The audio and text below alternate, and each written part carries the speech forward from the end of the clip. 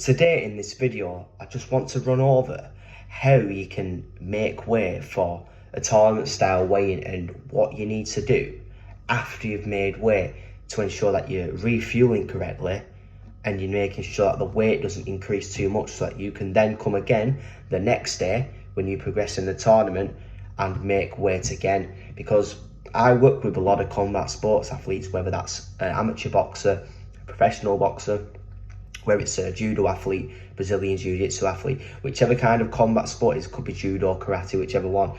But the main thing is I work with a lot of fighters who have to make weight on multiple days.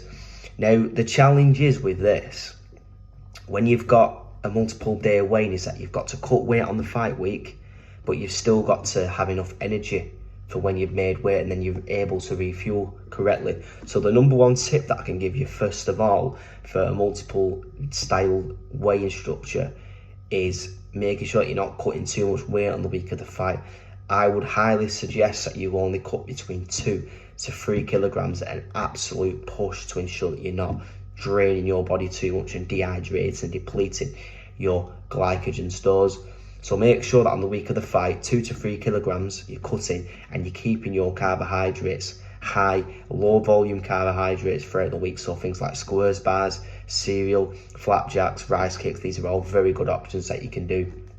Now, obviously the big question is when you've actually made the weight, what is it that you eat and drink to make sure that you don't bounce up too much in the weight. So what you actually want to do is you still want to make sure you're getting these carbs in, but what you want to do is after you've made weight, you want to spread this across a bigger period.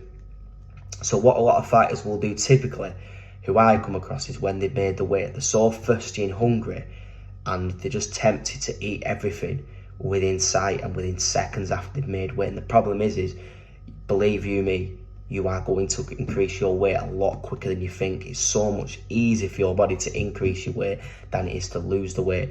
So what you want to do is, as soon as you've made weight, let's say for example you've got like, I don't know, 4 to 6 hour period, as soon as you've made weight within 15 minutes, the best thing that you could probably do is have like 2 bananas and maybe like a small glass of orange juice, like 330 mils would be like a good amount. And once you've done that, you'd want to wait like another hour and a half, probably 2 hours, maybe a little bit less. Have something again lower in volume, lower in food weight. So you could have like a flapjack, 2 flapjacks would be a good option. You could have 3 caramel or chocolate or even yogurt rice cakes. And again, you could have a small sports drink with it, maybe like some Physio Lucozade orange or a wild cherry Lucozade. This would also be a good option.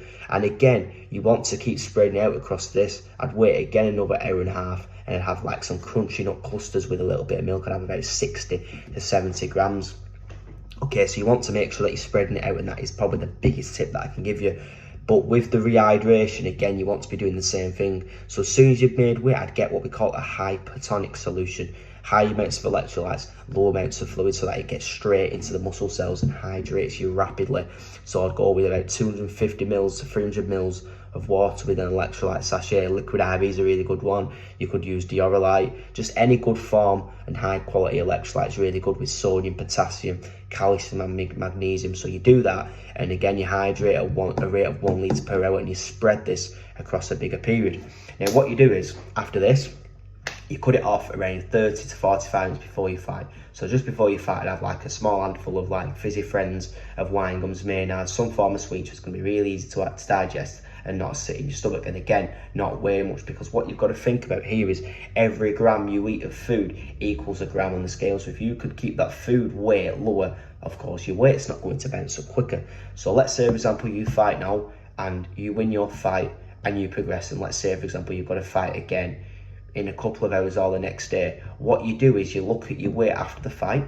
Okay, chances are you're probably going to weigh less as well, because you burn energy and you're not eating for a longer period of time. So what you're going to do is you're going to work out how much you've got to do, and then you're going to sweat that remaining weight off. So you're going to do some skipping, you're going to do some light jogging, light cycling machine, these kind of methods which are going to be low intensity but still get you to drop the weight. So you do that, and what you do is you make the weight the same way again, and you just repeat the same process. So a couple of takeaways from this video: cut 2 to 3 kilograms on the week of the fight, eat low volume and low weight carbohydrate snacks after your weigh-in, and sweat the weight out losing light not aggressive sweating methods such as your skipping, your shadow boxing, your light jogs, your light cycling machine. So that's about it really, guys. That's all you need to do in order to make weight on each day of your tournament.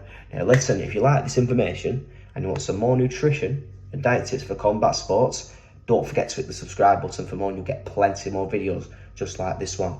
Thank you very much for watching.